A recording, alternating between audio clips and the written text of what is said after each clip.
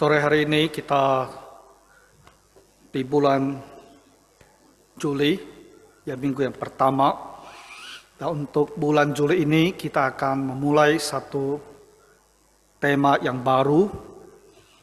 Nah, bulan ini ada 5 minggu. Tema ini berkaitan dengan Tuhan Yesus, ya sebagai satu-satunya jalan keselamatan. Kekristenan pada masa kita sekarang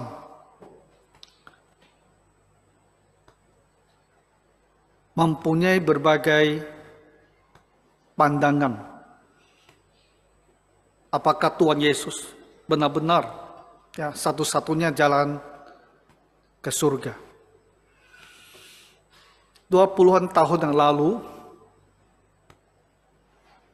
bahkan ada ketua persekutuan muda-mudi yang datang ke gereja kita dan gereja lain,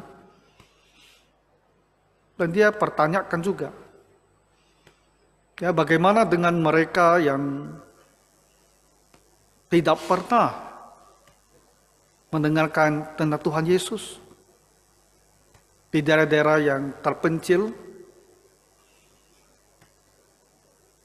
Apakah mereka akan binasa karena hanya tidak mendengarkan berita tentang Tuhan Yesus? Jadi asumsinya adalah mereka yang tidak pernah mendengarkan tentang Tuhan Yesus, mereka tidak pernah punya kesempatan untuk membuat keputusan apakah mau percaya atau tidak mau percaya. Jadi harusnya untuk golongan yang seperti ini ada jalan lain ya bagi mereka untuk diselamatkan. Ini pemikiran yang dari waktu ke waktu kamu akan dengar, ya terutama di kalangan gereja liberal.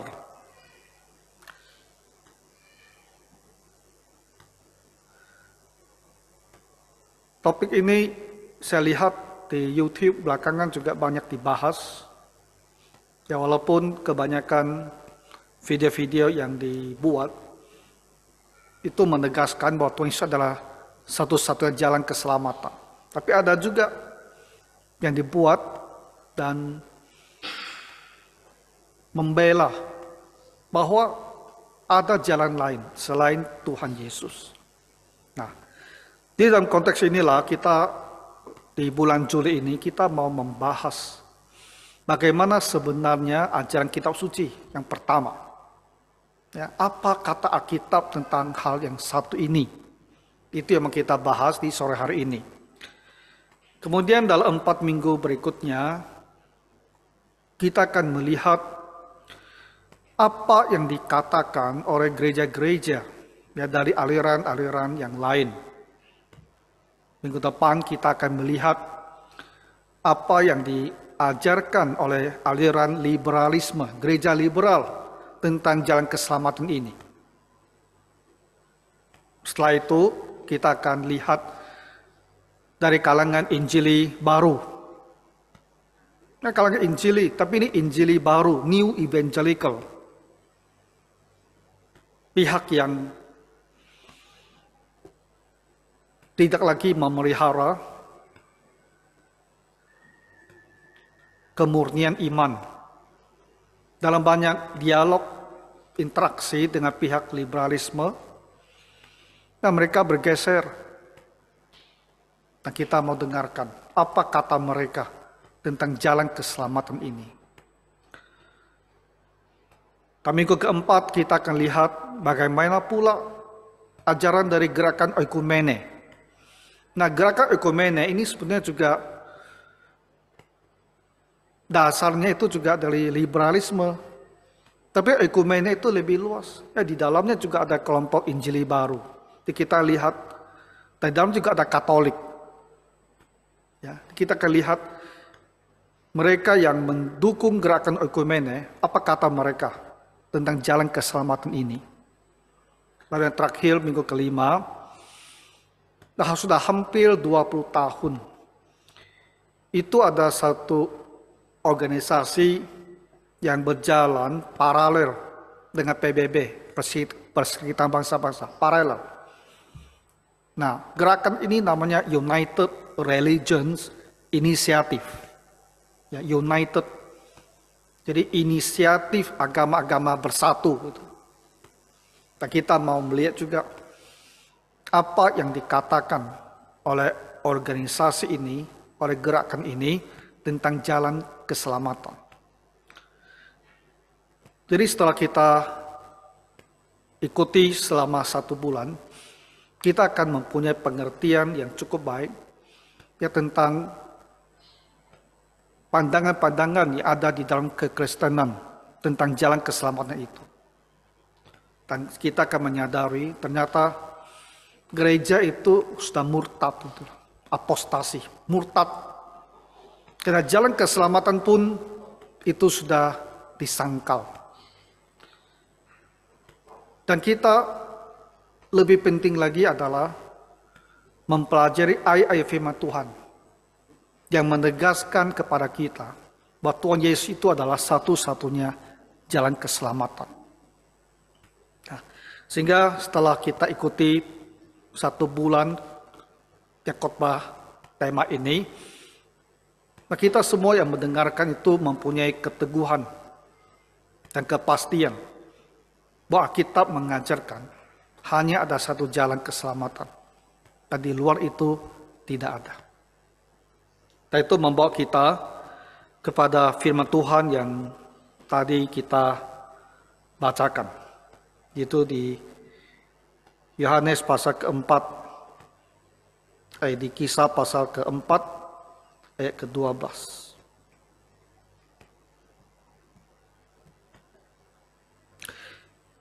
Keselamatan tidak ada dalam siapapun juga, selain di dalam Dia. Sebab di bawah kolong langit ini tidak ada nama lain yang diberikan kepada manusia yang olehnya kita dapat diselamatkan. Kita mau melihat kenapa Rasul berbicara seperti ini. Apa konteksnya? Apa peristiwa yang sedang terjadi? Kemudian kita lihat konteks yang lebih luas lagi. Ya, di dalam masyarakat orang Yahudi pada masa tersebut, apa yang mereka ajarkan tentang jalan keselamatan. Nah, konteksnya langsung itu tentu adalah mujizat, ada orang disembuhkan, dan tentu ketika ada orang disembuhkan itu kan membawa banyak keramaian. Banyak orang akan memperbincangkannya. Kenapa rasul-rasul ini mempunyai kuasa untuk berbuat mujizat seperti itu? Berbuat mujizat itu bukan perkara gampang. Kalau bicara itu gampang, kita bisa ngomong saja. Tapi kalau mujizat itu harus ada yang terjadi. Jadi bukan hanya kita mau dan mujizat terjadi. Harus ada kuasa yang memungkinkan itu terjadi. Jadi pasti orang banyak bertanya-tanya, ya, kenapa para rasul bisa berbuat mujizat?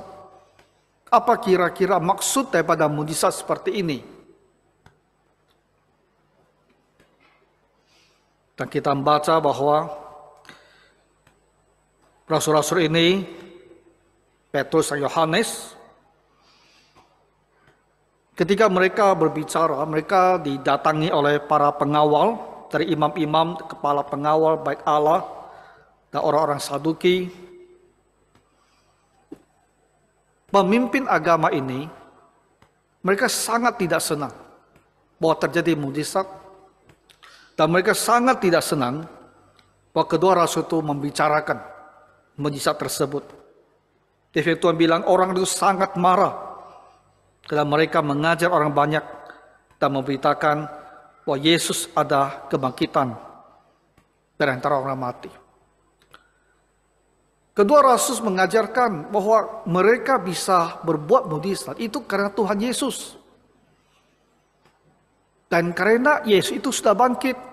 Jadi untuk meneguhkan bahwa mereka sungguh-sungguh berbicara kebenaran, bahwa perkataan mereka Yesus itu bangkit itu adalah benar, maka Allah meneguhkan perkataan mereka dengan berbuat mujizat. Sesungguhnya orang Saduki ini, ya, para imam, harusnya mereka sudah harus berpikir, ya, kenapa mereka bisa berbuat mujizat? Kalau mereka katakan itu karena Kristus itu sudah dibangkitkan, harusnya mereka berpikir dan selidiki apakah memang benar demikian. Tapi mereka tidak mau. Kedua rasul itu ditangkap, tadi penjarakan. Keesokan harinya mereka ini mau disidang. Dan kedua rasul ini dibawa dari tahanan lalu diperiksa. Dan ketika mereka berdua ditanya, maka mereka menjawab, kalau kalian mau tahu, maka saya kasih tahu. Yesus yang telah disalibkan dan telah bangkit itulah yang membuat orang ini bisa disembuhkan. Lalu mereka bilang, di bawah langit tak ada nama lain yang orangnya manusia bisa diselamatkan kecuali nama Tuhan Yesus. Nah, hal yang menarik untuk kita tanya adalah orang-orang Saduki, orang Farisi, para imam, dan masyarakat Israel pada waktu itu, apa ide mereka tentang jalan keselamatan? Nah, Yohanes dan Paulus jelas bilang, kalau mau selamat, hanya ada satu cara, yaitu ikut Tuhan Yesus. Karena dia telah mati dan dia telah bangkit. Dia telah membuktikan dirinya adalah Mesias, adalah Juru Selamat. Dia satu-satunya cara, harus ikut dia. Tak ada nama lain. Jadi kita bertanya, orang-orang ini, apa pandangan mereka tentang cara diselamatkan? Yaitu membawa kita masuk ke dalam perjanjian lama. Dan sejarah Israel. Ya. Dalam 400 tahun, yang kita sebut 400 tahun kegelapan, di mana tidak ada lagi diberikan nabi kepada mereka ini. Sejak Abraham dipanggil oleh Tuhan, Tuhan telah mengajarkan kebenaran kepada Abraham. Dan dia sudah belajar bahwa manusia diselamatkan, manusia dibenarkan karena iman.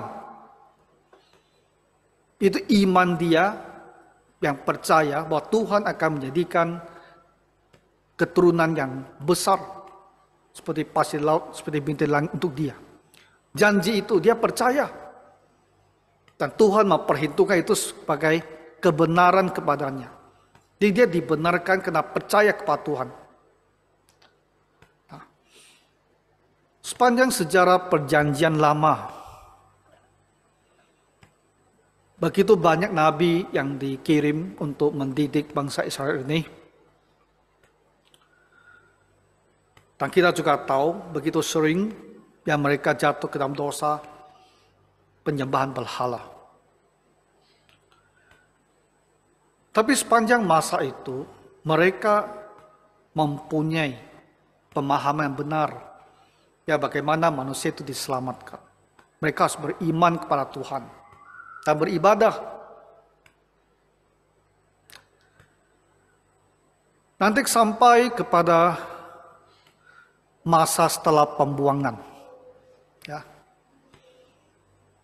Masa setelah pembuangan. Itulah kita sebut masa mereka dipengaruhi oleh filsafat Yunani. Itu ada era yang disebut sebagai Hellenistic Judaism. Yudaisme Hellenistik. orang-orang Israel yang pulang dari pembuangan, pada saat mereka pulang, mereka tuh dijajah oleh bangsa Persia. Tapi tidak lama kemudian beralih, ya, dan dikuasai, dijajah oleh bangsa Yunani.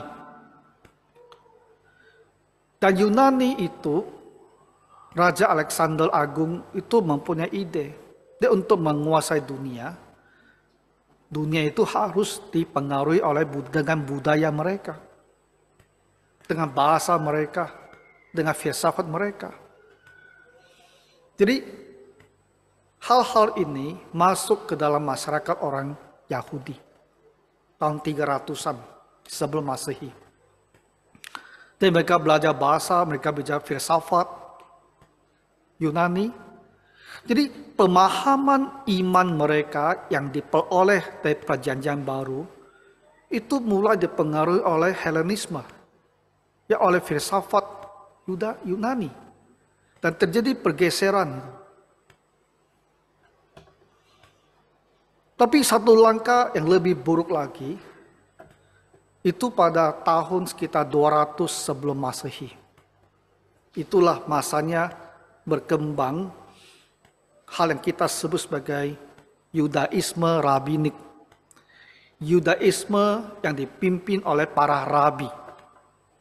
Mulai dari era itu, yang memimpin iman jemaat, ya, umat itu adalah para rabi. Kalau sebelumnya itu harus dari kalangan nabi, imam, ya, dan orang Lewi. Tapi sekarang masuk era Yudaisme Rabinik, itu terbuka. Siapa saja bisa belajar hukum Taurat, dan mereka akan dipanggil sebagai rabi, guru.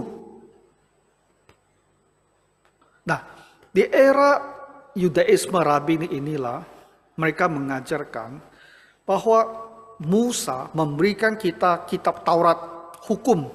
Tapi Musa juga memberikan kita pelajaran lisan. Jadi ada yang tertulis di dalam kitab suci, ada yang diteruskan sebagai tradisi oral, secara lisan, dari generasi ke generasi. Nah, lisan inilah yang menimbulkan masalah. Salah satu sebab orang Saduki sama para rabi di Farisi itu tidak cocok, karena orang Saduki menolak tradisi lisan ini. Jadi Yudaisme Rabinik ini membangun pemahaman berdasarkan kitab Perjanjian Lama, tradisi lisan yang mereka bilang turunkan dari sejak zaman Musa.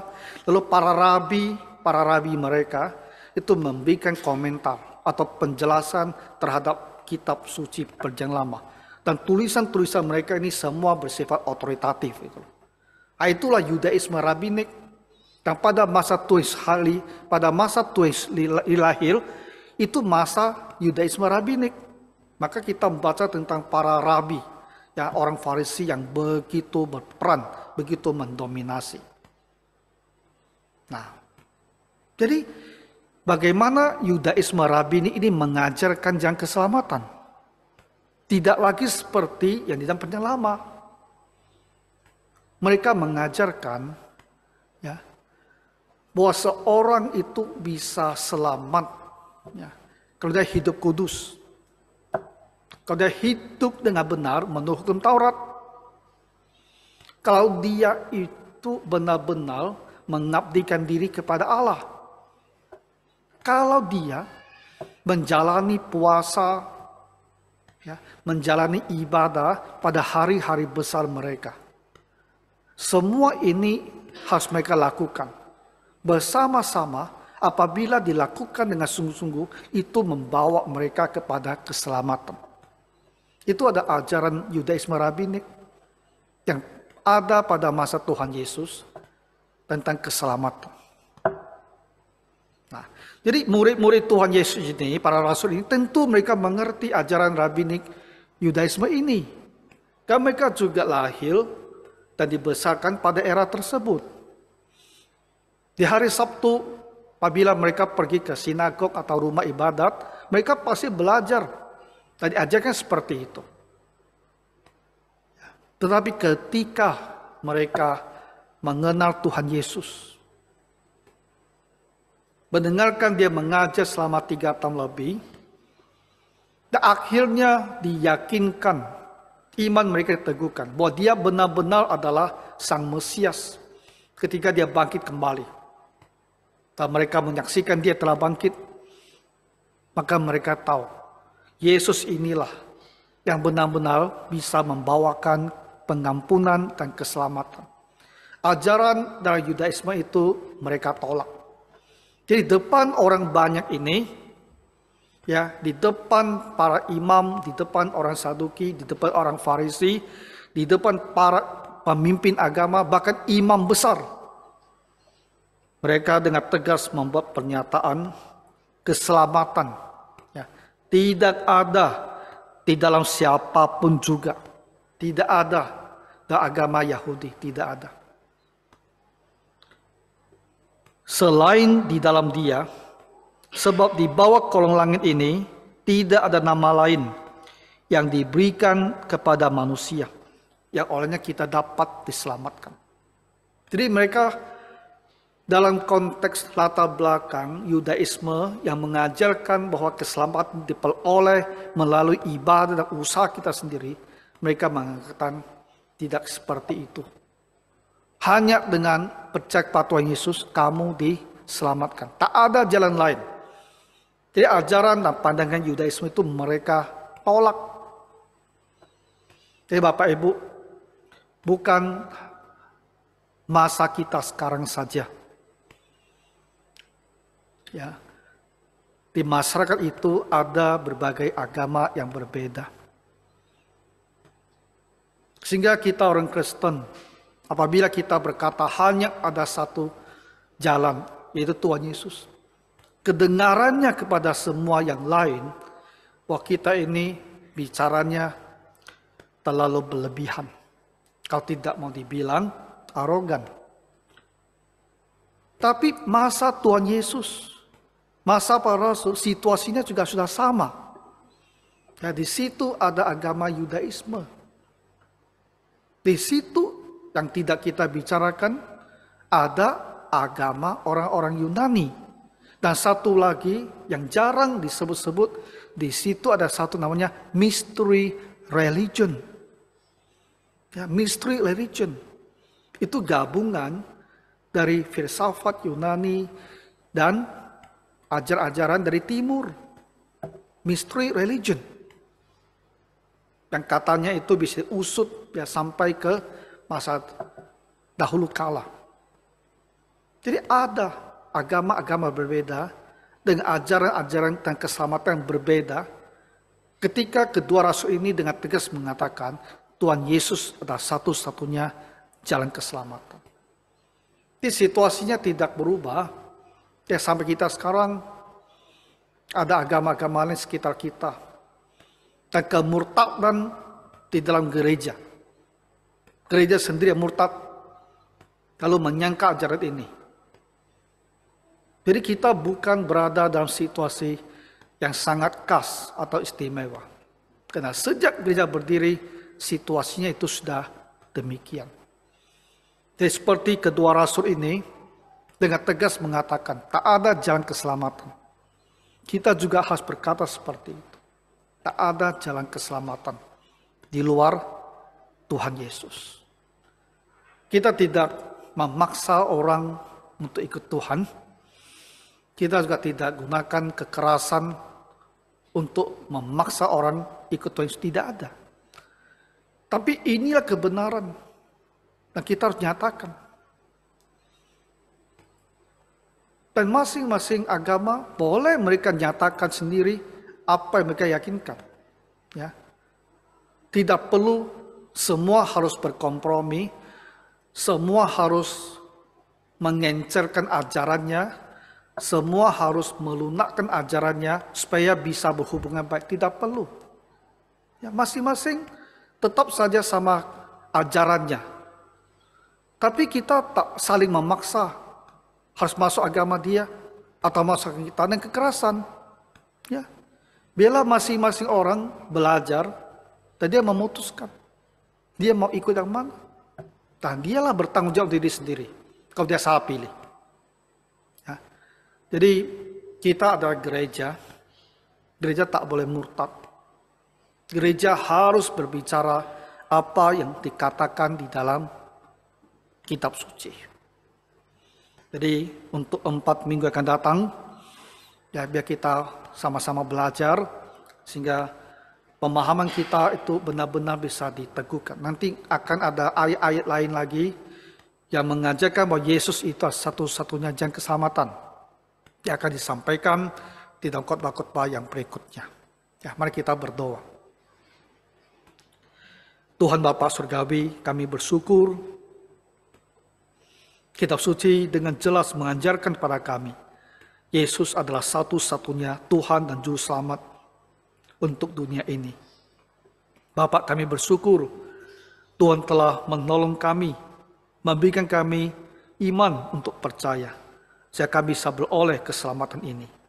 Bantulah kami Tuhan untuk memelihara iman yang benar ini dan mengatakannya sesuai dengan firman-Mu ini. Dan lindungilah gereja-Mu, supaya gereja tidak menjadi murtad, tapi senantiasa setia kepada kebenaran-Mu. Dalam nama Tuhan Yesus kami berdoa. Amin.